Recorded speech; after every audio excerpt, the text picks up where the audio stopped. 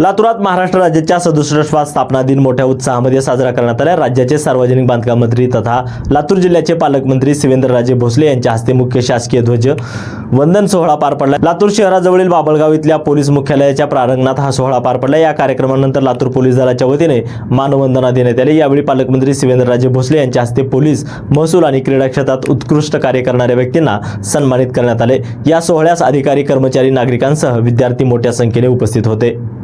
दुपारी बाहेर पडणे शक्यतो टाळावे।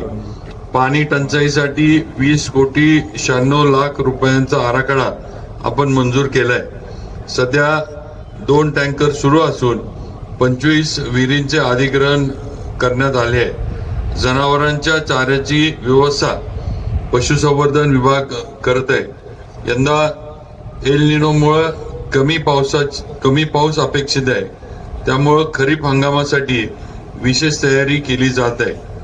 पाणी टंचाईचे संभाव्य संकट लक्षात घेऊन नागरिकांनी उपलब्ध पाण्याचा काटकसरीने वापर करावा असे आवाहन या निमित्तानं मी करू इच्छितो।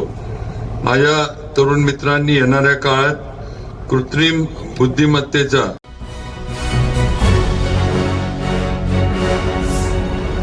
Thanks for watching Ekmat Digital.